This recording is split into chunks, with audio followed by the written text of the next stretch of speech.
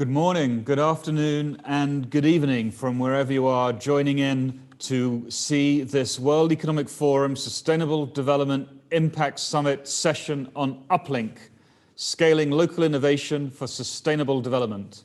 My name is Dominic Warre. I'm a Managing Director at the World Economic Forum, and it is my pleasure and privilege to MC us through the first part of this session, which is a panel discussion. We've got a super group lined up for you, and we're thrilled to be joined on my left by Professor Klaus Schwab, who is the founder and executive chairman of the World Economic Forum, by Simon McCullough, who's the Chief Innovation Officer of Salesforce, by Michelle Parmelee, the Deputy Global Chief Executive Officer and the Global Chief People and Purpose Officer of Deloitte, USA of Deloitte, and Nicole Bishop, who's the founder and CEO of Quartolio, an UpLink innovator. We'll be talking in particular about the importance of innovation in achieving these Sustainable Development Goals, and in particular to introduce you to an innovation accelerator called UpLink, which Salesforce, Deloitte, and the World Economic Forum have been collaborating on. UpLink was announced this time last year in the SDG Action Zone at the UN headquarters and launched at the annual meeting in Davos in January 2020. In this panel, we'll learn a little bit more about UpLink and the impact it has had since then, in particular in relation to the COVID-19 response, forests, and the ocean. So I'm delighted to welcome you all, a global audience streaming this session live through our platforms, and also our audience joining us through TopLink. I must tell you as well that there is more on UpLink tomorrow. We will be holding an UpLink session tomorrow afternoon, Geneva time, to select the winners of our Trillion Trees Challenge, where you'll be able to help us choose the People's Choice Award through online voting. You can find more details at uplink.wefforum.org. So, with no further ado, let's get started. Professor Klaus Schwab, founder, executive chairman of the World Economic Forum, perhaps you can kick us off. You've been a digital pioneer and a champion for entrepreneurialism in the global interest for many years. UpLink seems to bring these two ideas together, especially in relation to meeting the SDGs. Could you tell us a little bit more? Thank you very much, and welcome to all of you. I'm very proud that so many people joined us for this important session. It's right, just a year ago, we actually we started UpLink,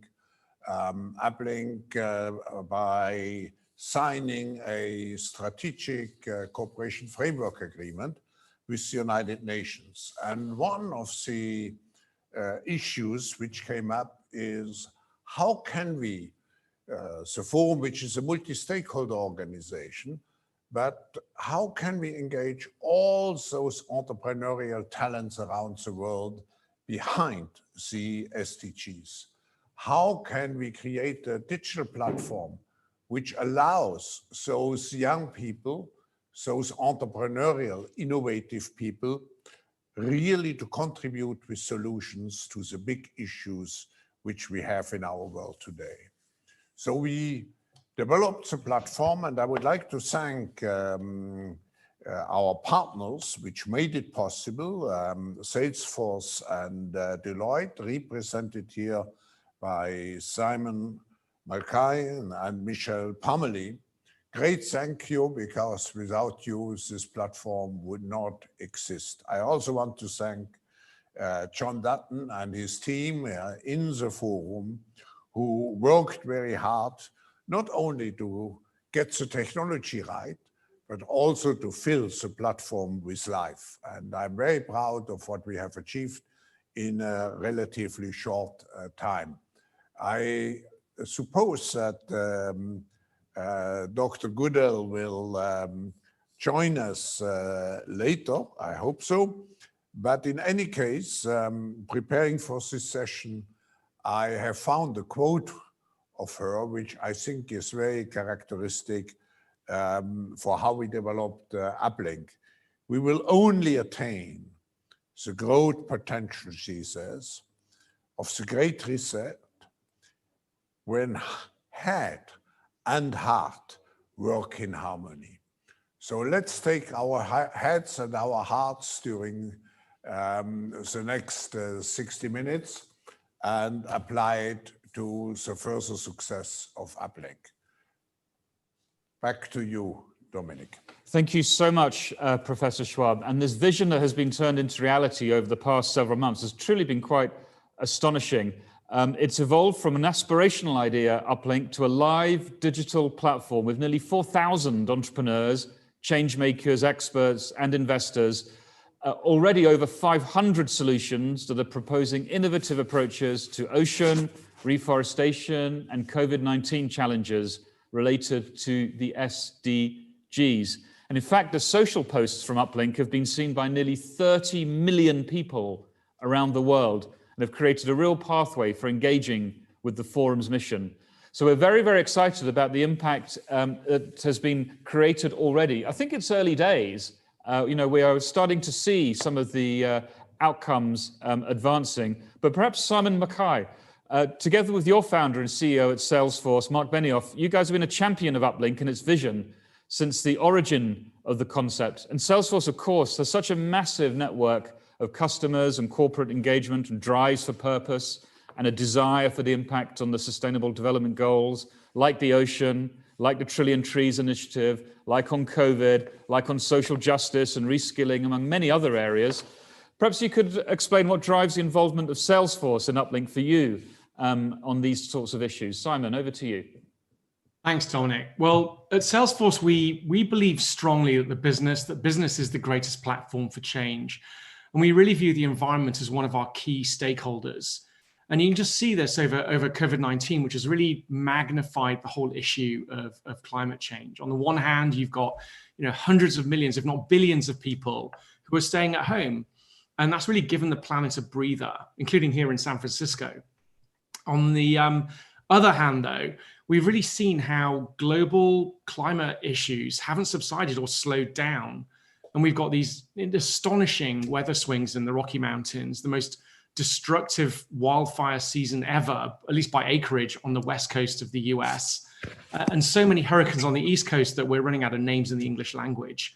Climate change is not a potential challenge, not just a potential challenge for future generations. It's real. It's a real pressing threat for our businesses, our economies, in the near term. And I think global damage from 2.7 degrees of warming is estimated to be $54 trillion. So now, more than ever, we need innovative solutions that are driven by partnerships.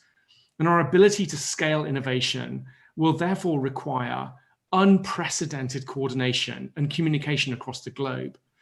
And UpLink, thanks to the incredible vision of Professor Schwab and the leadership, Dominic, of you and John Dutton, provides the framework to make that happen, connect incredible entrepreneurs with the capital, regulatory power, and know-how that they need.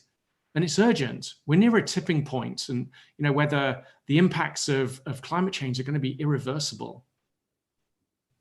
Simon, thank you for that and for reminding us about the urgency of the context in which we face things. And you mentioned entrepreneurs and how one can bring them together through a digital platform of UpLink. Let's turn to one which has been engaged through UpLink and is an UpLink innovator, Nicole Bishop, founder and CEO of Quartolio.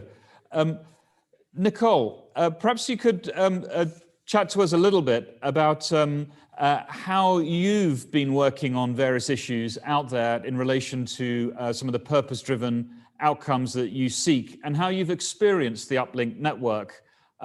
And what's your motivation for getting involved? Because I think it's quite interesting to hear, if you like, from those who've been experiencing the platform, for others who are listening and such. Nicole. Absolutely. Thank you, Dominic.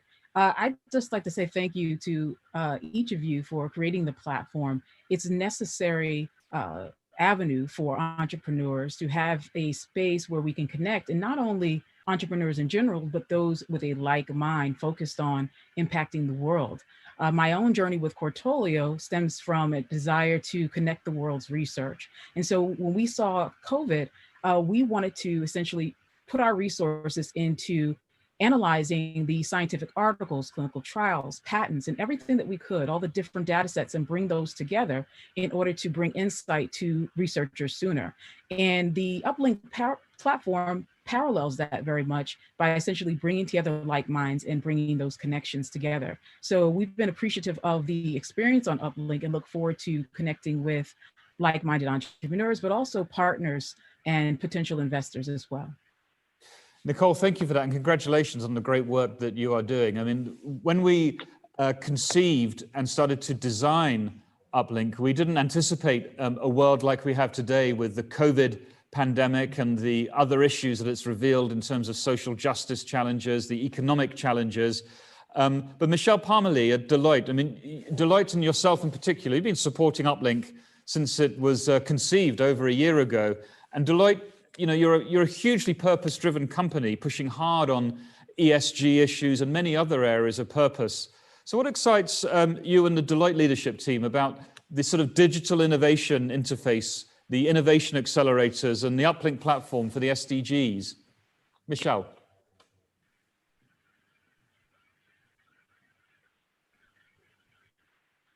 Oh, I can't.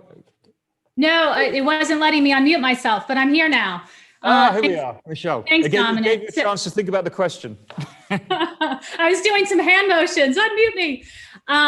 No, thanks for that question, and that's right. I mean, Deloitte is a purpose-led organization. Our purpose is to make an impact that matters. We say make an impact on our clients, on our people, on the communities where we live and work.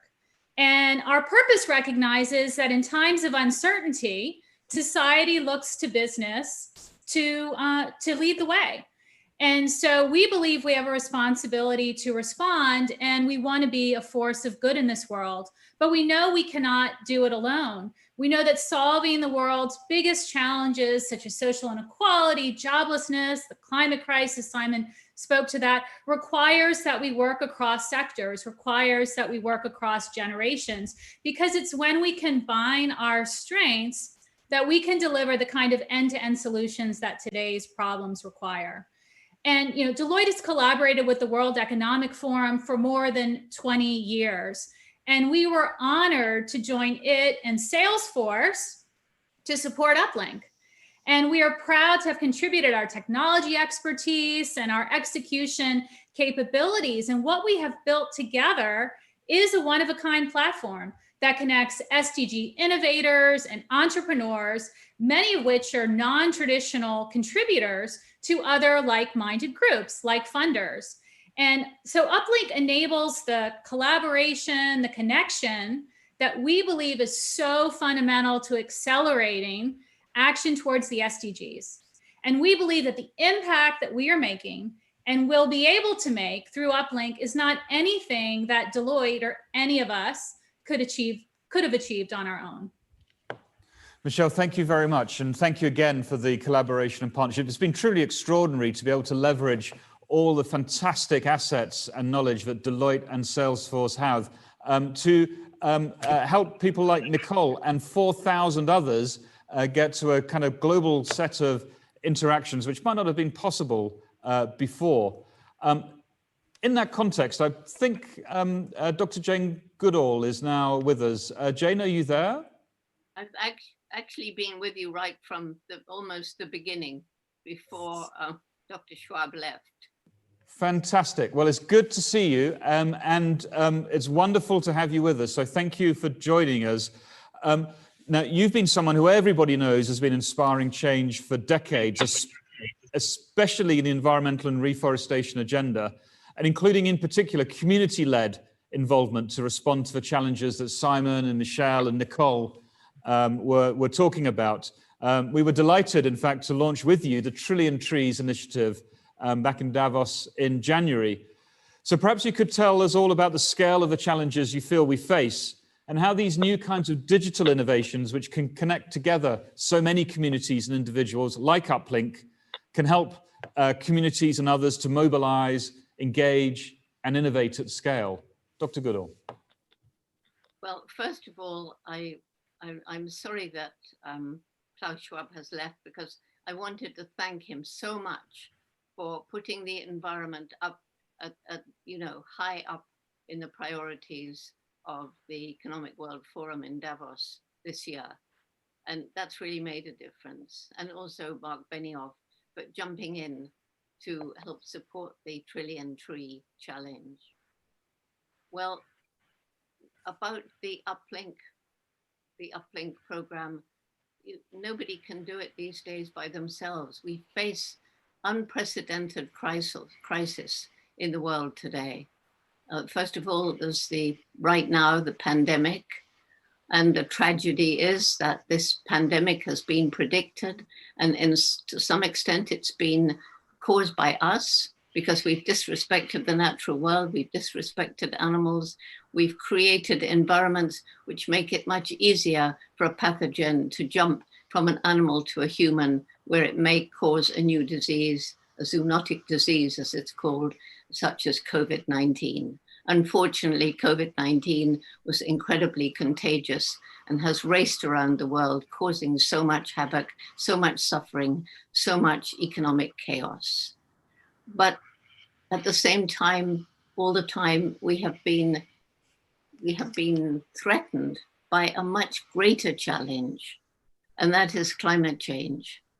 And to a great extent, it's the same disrespect of the natural world that has led to this climate crisis, because this planet has finite natural resources, and we've been plundering them in many places faster than Mother Nature can restore them. And we have to realize that we are part of the natural world and we depend upon the natural world. And we have been destroying the natural world. We've been destroying the forests, trees that can absorb carbon dioxide. We've been polluting the ocean that can also absorb carbon dioxide. And both forests and the oceans give us the oxygen we need to breathe. We're in the midst of the 6th great extinction. We depend on healthy ecosystems, and the healthy ecosystem depends on the biodiversity. And gradually, we are poisoning the land with chemicals, and as well as destroying forests and oceans, we're destroying so many other environments. And so both of these major crises that we're in the midst of right now, but in particular climate crisis, which threatens the future of all life on the planet, including human existence, if we don't get together when we emerge from the pandemic and join hands. And that's why Linked Up is so important, because we can't do it alone. We need everybody who cares about the future generations to link up and try and work out a new green economy that is less destructive of the environment upon which we depend, and somehow move into non-renewable. I mean, we need to move into some of these innovations of science like solar, wind, and tide energy. Otherwise, for my grandchildren and theirs, the future is more than grim. It's very dark. We mustn't let that happen. We have a window of time which is closing, and we need everybody who cares to get together and find solutions now. Dr. Jane Goodall, thank you for those very moving and profound words. I suppose if I could follow up, if I may, a question for you. I mean, over the time that you've spent working on these issues, I guess on the one hand, you've seen us not learn the lessons, and humanity is destroying more and more of its natural resource base, not getting better, but perhaps getting worse. But at the same time, these incredible changes in technology and in the ability to connect together digitally, and that ability to perhaps mobilize hundreds, if not thousands, if not millions, across communities of networks. Does that offer hope, would you say, from all of your time and work on these issues? And if so, is that the sort of thing that UpLink can perhaps inspire to create the mobilization of the millions that we might need to solve this challenge?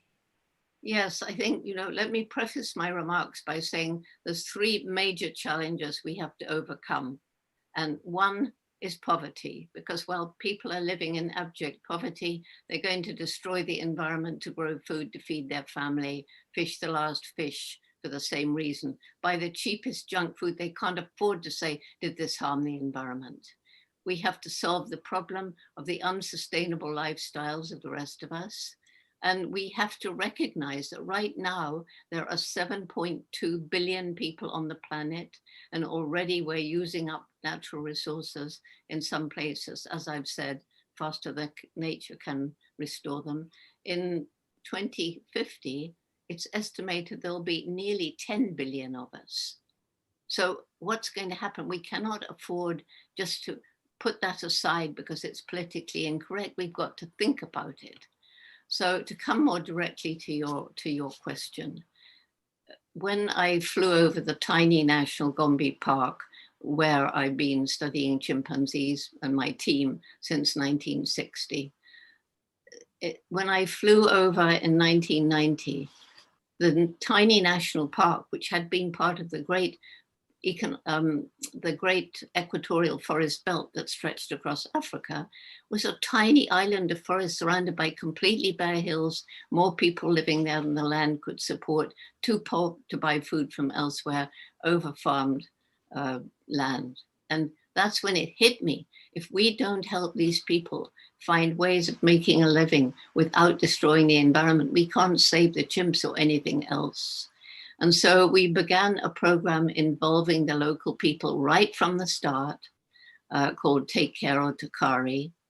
And the 104 villages now involved in this program, where people are learning about agroforestry, about permaculture, about tree nurseries, about all the different ways that they can make a living without destroying the forest.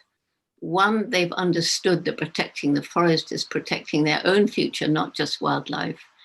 And two, in all of these 104 villages, there are volunteers who've been to our workshops and learned to use smartphones. This is technology for you.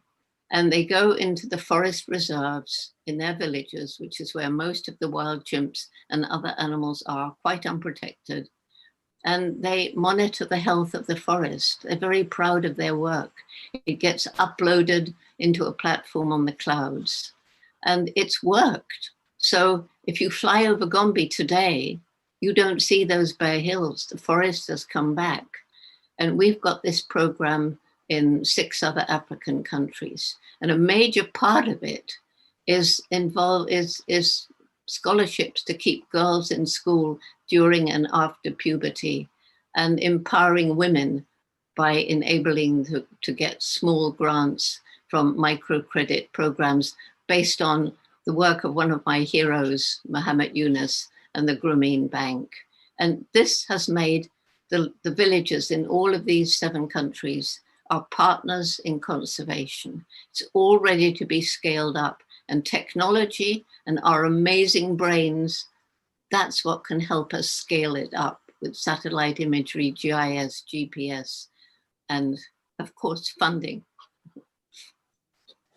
Jane, thank you so much for that. It's quite inspiring in terms of the potential, certainly that you've seen and you've experienced, of how the digital capability through smartphones and things can connect smaller communities and locally based activities into a much bigger mobilization, which is, as you say, the link upward, the uplink kind of core element of the platform. Perhaps Simon and Michelle, we can turn back to you, because there's something very interesting, isn't there, in here about the small scale entrepreneur or innovator, community-based initiative, startup, but it's not small scale, because lots and lots connected together is a massive change. And I wonder, through your journey and experiences with UpLink, Simon, Michelle, there's been any particular startup or individual entrepreneur that's caught your eye? Maybe Simon, we could start with you first. Yeah, great question. Actually, there are so many phenomenal entrepreneurs, and I think tomorrow there's going to be a big focus on trees. So there's a couple there who are truly inspiring. So I won't talk about the trees ones coming up, but certainly the oceans and the deep dive on oceans. There was one that really blew me away, and that was Recyclo. So the CEO is Shui Yamin U, who founded Recyclo 3 years ago in Myanmar. And what they do is they focus on recycling and waste solutions in Southeast Asia. This is a part of the world where that technology and those services are scarce. And they've basically targeted a region where they can really make a difference. And they're working hand in hand with companies operating in that region to institutionalize recycling and sustainability as a norm for doing business. And I also love actually that they're providing data analytics on the amount of waste that's recycled and the impact on the carbon footprint. I think it's about 500 tons of waste that they're managing, and they've saved like 1,500 tons of CO2. And on top of that, they've educated nearly 1 million people on the merits of proper recycling. So that's a really great example of what one small entrepreneur in Myanmar can do. Just think about all those others. It's a brilliant example, Simon. We were delighted to find them when we kind of put out the ocean and waste challenge on UpLink. I think that they came in on the plastic pollution solution set. And if I recall correctly, you might remember that through a discussion like this, we had a global range of stakeholders watching, and literally quite soon after, those entrepreneurs were put in contact with the city of Jakarta to see if what they were doing in Myanmar couldn't be replicated in Indonesia. And so the power of these connections, and of course that it gets investors and others on the financing side interested, can go exponential quite quickly, as Jane was saying. So it just sort of goes to show how small innovations, if we can kind of find and connect together on a platform, can actually start to change the game quite dramatically. Michelle, are there any other particular innovators or entrepreneurs or startups that have caught your eye on the UpLink platform? Sure, I'd like to highlight one that came through the COVID innovation sprint, and specifically, the idea was submitted by Hello Better and their Calm Through the Crisis campaign. This campaign provides people with free, professional, psychological support from a fully digital solution. And at Deloitte, we recognize that 1 in 4 people experience poor mental health. And our annual research of millennials and Gen Zs has shown that 48% reported being anxious or stressed all or most of the time. And 44% ranked mental health as their first or second priority in life. And half of those who took time off from work gave their employers a different reason than their true reason, which was mental health. So at Deloitte, we want all of our professionals to thrive. We know people are not at their best when they're experiencing poor mental health. And so positively enhancing mental health of our people through an inclusive and supportive environment is a global strategic priority for us. And COVID has only brought the urgency of mental health even more to the forefront, not just for us, but for all employers. And so let me come back to Hello Better and its solution and highlight 2 advantages which really struck me. The first is that it enables self-service. So a person can get assistance and information on their own. And this is important because, as I shared earlier, people still face a stigma when it comes to mental ill health. And second, the information provided is evidence-based. And this is important because there are a lot of tools and apps out there to enable mental health, but an evidence-based approach, meaning it's grounded in what works, is really critical when it comes to effectiveness. So what I want to say to conclude is kudos to Hello Better, right? First, for submitting an idea to our COVID challenge, and specifically one that reminds us, especially in these times, that it's okay to be not okay. And then second, for providing a very valuable tool to aid people in order for them to get access to help.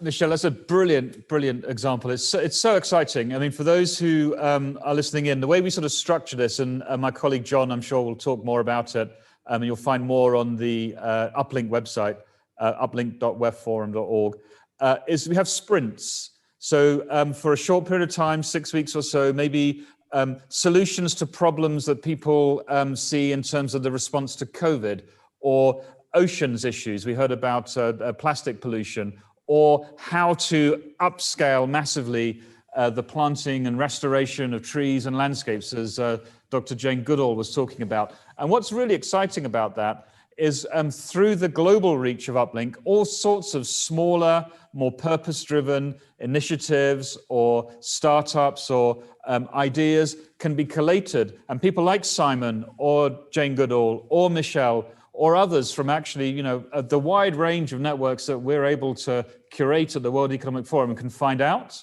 can connect together, can scale up and take things to an altogether new dimension of impact, which is really quite exciting. To that extent, Nicole, coming back to you, I mean, you've sort of been part of this from the other side, and I wonder from your perspective, what sort of reflections you might have about how we might, you know, expand our networks, or what people like yourselves who are engaged in that startup and innovation space are looking for from something like UpLink. Nicole, over to you. Thanks, Dominic. Well, this is a great start. The platform itself, through it, I've been able to learn about a number of different innovations, as noted by Simon. And these innovations have the power to be essentially amplify each other. And by bringing us together, we can essentially assist each other in that way with, say, for instance, with Cortolio, something that can connect the research that each innovation each of the innovators is working on. So the access to each other as well as potential partners is something that's really vital for us to essentially scale up these resources, as well as access to additional data. It's really important for, with the advent of COVID, for us to essentially get out there and get as much knowledge connected into to the researchers as possible. And UpLink provides that opportunity by connecting us with partners, as well as like-minded researchers and innovators, that we can essentially bring that together and, and bring those innovations together and leverage the platform in that way. Thanks, Nicole. I think that's excellent. Again, people like yourselves, we would never have found through our kind of usual networks at the World Economic Forum. So it's just a privilege and a pleasure to be able to make those connections and see what we can do to help scale up. I have a favorite, which I'm going to take prerogative to talk about. I'm a sort of oceans water person a little bit by background. And we found this super outfit who also submitted through the UpLink challenge called Cubex Global. And these are, it's co-founded by a couple of young Pakistani entrepreneurs who are part of our Global Shapers community. I don't know if there's any Global Shapers who are tuning in and watching. Kudos to you, chapeau. But what they'd created was a digital marketplace for sea freight that maximizes the empty shipping container space. Because when shipping containers go on the ship, it's not like they're always full. So in fact, you could be shipping big containers, but only half full of stuff. So if you can have a smarter digital marketplace to fill up the gaps between all those shipping containers, a couple of things happen. First of all, it becomes a lot cheaper and more agile for you to ship things around the world. And secondly, it's a much more sustainable process for ocean transport because you've got less ships, because you filled up all the ships with all the containers full up. And they've even run some numbers on how much greenhouse gas emissions would be reduced, which are not insignificant. And in fact, having done that, they're now going through their Series A round of financing, having been connected to the Forum Shipping Industry Group and others. So I just thought I'd get that one in because that was my favorite. When we do these sprints, we have juries and they all start to vote. They're all very big experts and things, and they start to vote on which ones they like. I put that one forward as my one. The others voted for other things, but I thought I'd use that to get my point across. Well done, Cubex. So there we are. See, all our sponsors and champions have their favorites.